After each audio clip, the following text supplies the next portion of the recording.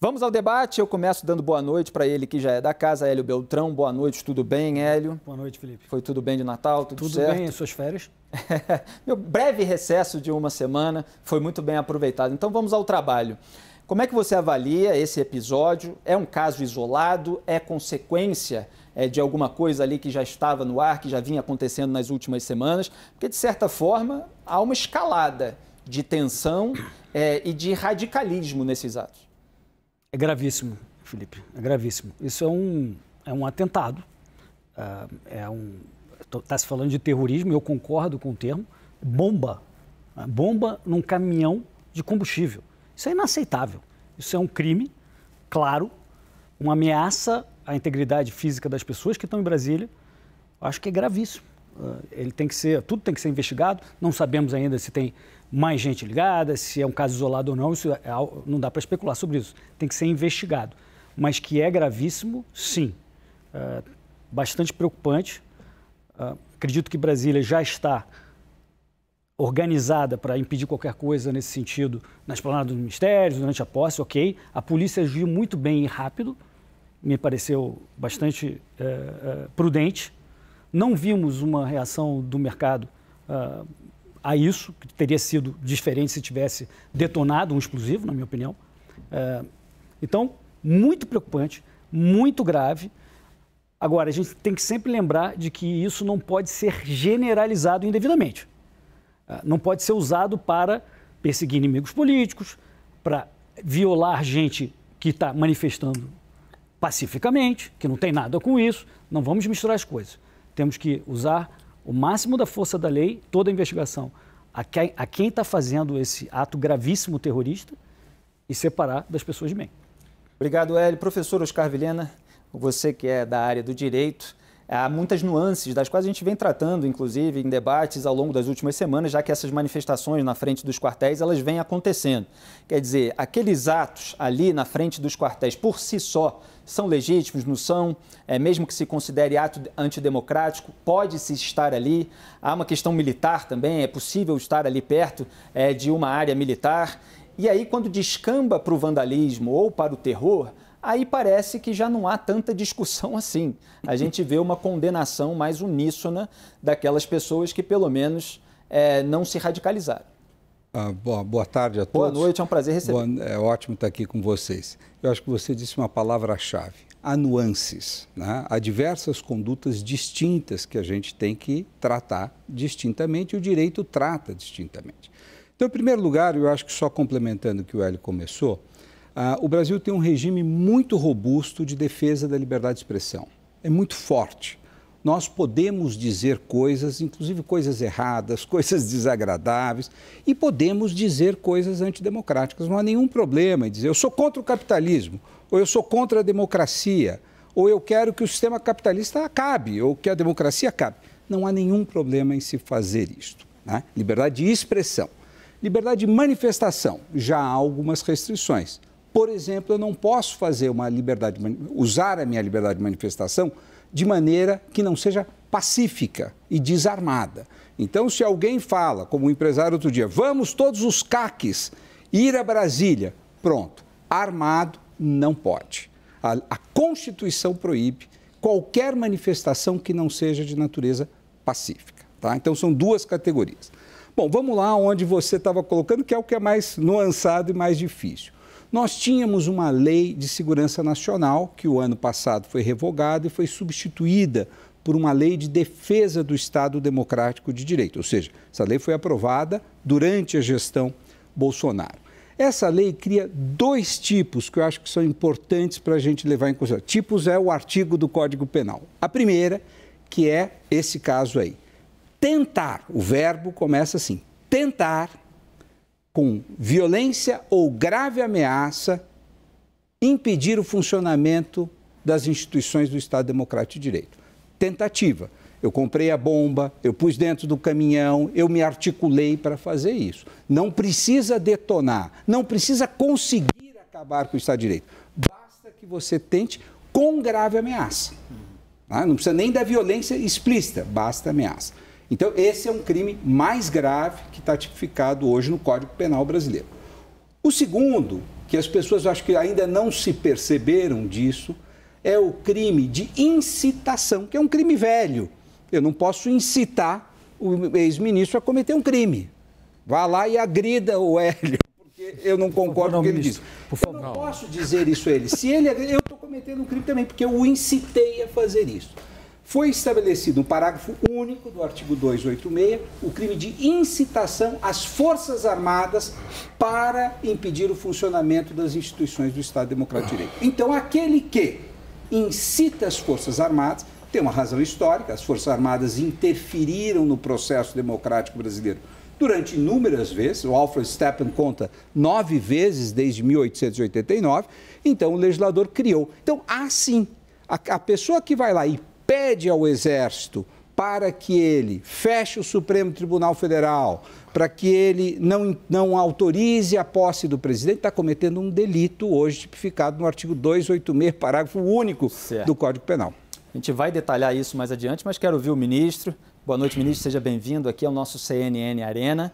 E queria saber a sua avaliação desse episódio que vem acontecendo com essa escalada desde o resultado das urnas. Eu acredito que o assunto foi bem colocado aqui, pelo professor. É o seguinte, uma coisa é a livre manifestação. Outra coisa é, digamos, a ameaça ao Estado de Direito. Foi bem colocado. Mas eu vou mais longe aqui. Existe também, na medida que existe a colocação de bomba perto de carro de combustível, etc., você pode matar pessoas. Então, aí nós temos olhando aqui, não do ponto de vista estritamente do Código Penal, etc., mas do ponto de vista do bom senso, nós temos aqui um atentado objetivo que pode causar a morte de pessoas que... Isso é assassinato, certo? Então, isto é inaceitável.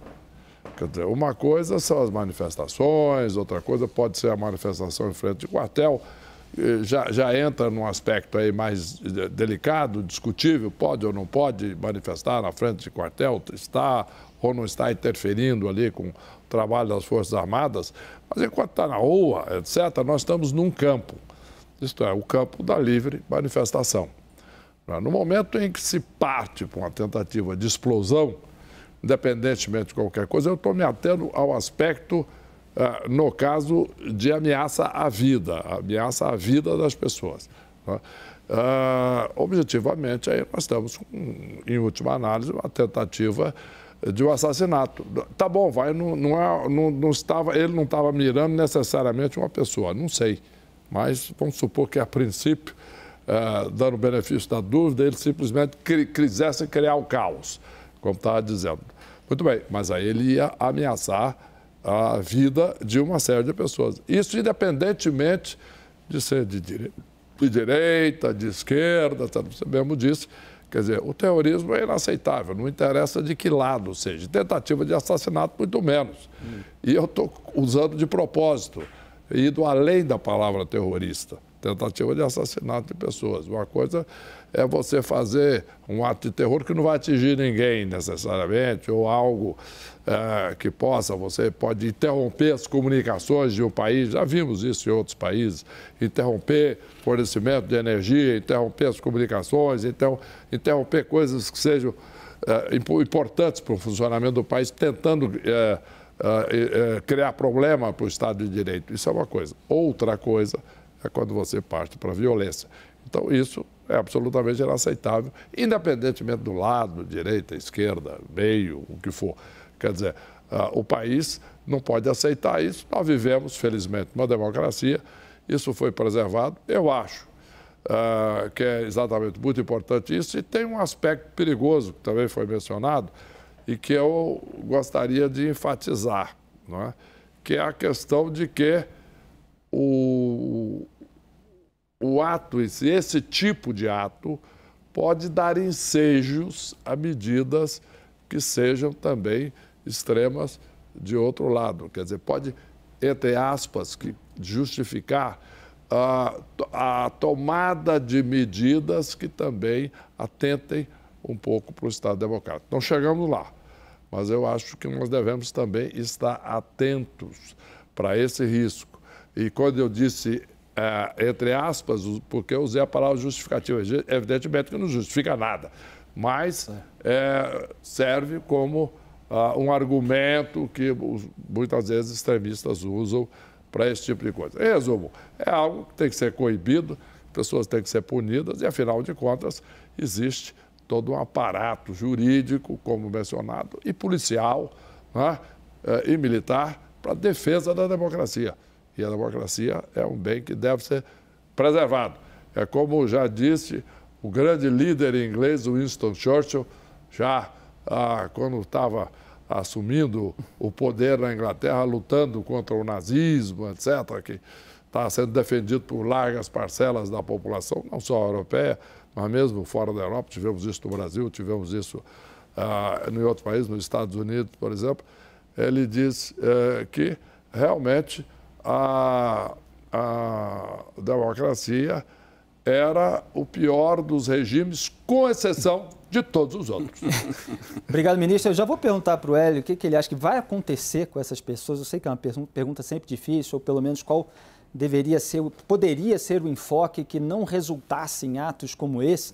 Mas eu quero aproveitar, professor Oscar Vilhena, para fazer uma distinção.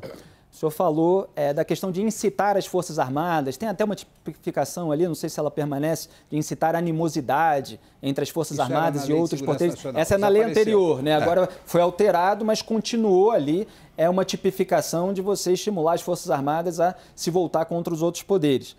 Os bolsonaristas alegam muitas vezes que o pedido em si de intervenção militar ou de intervenção federal seria legítimo, quer dizer, ele não seria enquadrável nessa regra. Existe uma tensão aí também, né? Olha, a lei é muito clara. Eu posso ler aqui para vocês, a gente vai ter incitar as Forças Armadas contra os poderes. Isso é um crime muito, muito bem organizado. Vir aqui na Avenida Paulista e falar queremos o fim da democracia, Lula não deve tomar posse, o povo brasileiro tem que se insurgir contra isso, pode. Que são discursos mais genéricos. É um discurso que não atribui a uma instituição que é armada, essa é a razão, porque ela constitui uma ameaça, historicamente, que já se deu em diversas ocasiões. Então, o legislador, quando fez esse dispositivo, ele não impede que você fale contra a democracia e peça o que quiser. A gente brincava antes, vai reclamar com o bispo, vai reclamar com a Madre Teresa, vai reclamar... Pode, né? Pode reclamar para o Supremo, pode reclamar quem quiser. No Brasil, faça a sua história, assim como na Alemanha você tem uma legislação muito restritiva na liberdade de expressão quando você invoca símbolos nazistas.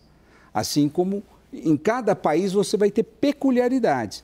No Brasil, dada a trajetória das Forças Armadas, o legislador optou. Você pode até discordar que foi uma decisão correta, mas está na legislação.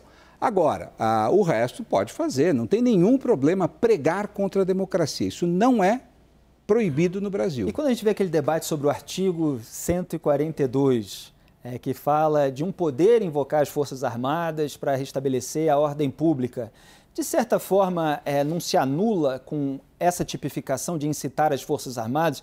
Eu digo isso porque ali são representantes do povo falando para as Forças Armadas fazerem alguma coisa, da maneira como você está colocando, evidentemente, dentro do seu raciocínio. Só que lá no artigo 142 se fala de um poder chamar as Forças Armadas, não? Sim.